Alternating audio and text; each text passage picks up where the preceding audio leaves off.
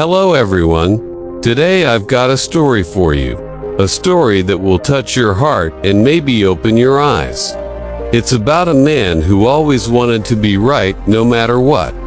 But by the end of his journey, he learned that being wise is far greater than being right. So stay with me till the end, because this story might just change the way you look at arguments, mistakes, and pride. There was once a man named Henry who lived in a peaceful little village near the hills. The air there was always fresh. The sound of birds filled the mornings, and people knew each other by name. Henry was known as one of the smartest men in the village. He read books, fixed things, and spoke with confidence. But there was something about Henry that people quietly noticed. He always wanted to be right. If someone said, "The market is open until noon," Henry would correct them.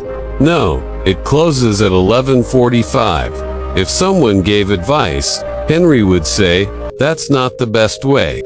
Let me explain the right method."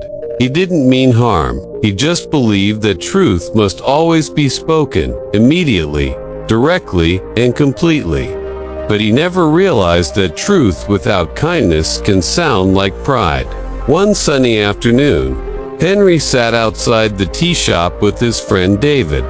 They were talking about farming, something Henry had read about in books but never done himself. David said, "I think the new fertilizer works better." Henry smiled and replied, No, that one destroys the soil. The old one is better. You don't understand chemistry." David laughed softly.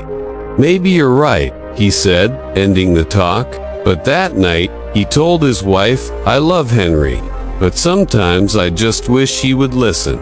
And slowly, people began to avoid conversations with him. Not because Henry was bad, but because he made every talk feel like a test. A few days later, Henry was walking to the market. He saw an old man with gray hair carrying a big basket of mangoes. The basket looked heavy, almost too heavy for his weak arms. As the man crossed the street, he tripped on a small stone and the mangoes rolled in every direction, some into the mud, some onto the road. Henry rushed to help him. "Be careful, sir," he said loudly. He picked up the fruits and added, "You shouldn't carry so many things at once. That's dangerous." The old man smiled kindly. "Thank you, my son," he said. "These are for my grandchildren. I wanted to surprise them." Henry frowned. "Still, that was careless. You should have planned better. You could have dropped them all." The old man didn't reply. He just smiled again, his eyes gentle, and said softly, "Maybe you're right." Henry felt proud. He believed he had taught the old man a useful lesson. But as Henry walked away, something felt strange inside. That smile, calm, forgiving, stayed in his mind like a quiet echo. A week later, heavy rain came to the village. The sky turned gray, the roads turned muddy, and everyone stayed home. In the evening, through the mist and the sound of thunder, Henry saw smoke rising from the other side of the village near the river. He ran through the rain, and his heart sank. It was the old man's house, half covered in water and flames. Without thinking, Henry shouted for help. He and a few neighbors grabbed buckets, pulling water from the river, trying to save what they could. The fire burned for almost an hour before it died out, leaving the roof half gone and the walls black with smoke. The old man sat quietly near the door, his clothes soaked, his face tired but peaceful. Henry placed a blanket over his shoulders and said, "I told you before, living so close to the river is dangerous. Look what happened now." The old man turned to him with calm eyes and said, "My son, sometimes people don't need to hear that they were wrong. They just need to feel that someone cares." Henry froze. The rain kept falling, but his heart went completely still. The old man's words were simple, yet they hit him like thunder. That night, Henry couldn't sleep. He sat near the window, listening to the rain and replaying the words in his mind. They just need to feel that someone cares.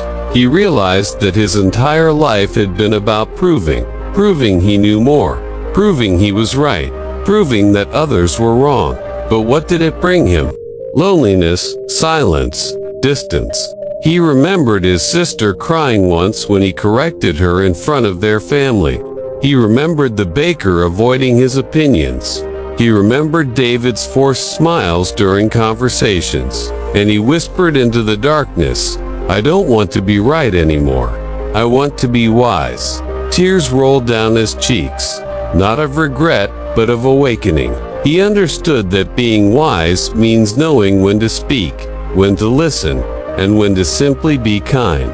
He looked out at the soaked sleeping village and smiled to himself for the first time. Not because he was right, but because he had finally learned something that couldn't be read in a book.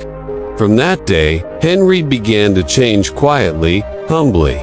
When people came to him with their troubles, he listened first. When someone made a mistake, he offered help instead of correction. And when an argument started, he smiled and said, "Maybe we both can learn something new from this." Children started to wave at him. Neighbors greeted him with warmth again. And David, his friend, once said, "Henry, I don't know what changed you, but it feels good talking to you now." Henry laughed and said, "Maybe I stopped talking to win." He still spoke truth, but gently he still gave advice. But with empathy, he learned that being right could make you respected, but being wise makes you loved. And one morning, as he passed the old man's house by the river, rebuilt, safe, peaceful, the old man waved and said, "See, you've learned fast." Henry smiled back and replied, "I'm still learning, sir, this time from the heart." So, my friends, what can we learn from Henry's story? Sometimes we focus too much on being right. We want to win arguments, prove our point, and correct others even when it hurts them. But wisdom is softer. It listens. It understands. Being wise is not about knowing more, it's about feeling more. So next time someone makes a mistake or says something you disagree with, take a deep breath. Be kind first. Be wise, not right. And remember, every action has a reaction. Choose yours with love. The moral of the story is that wisdom begins when ego ends. Being right can make you proud, but being kind makes you great.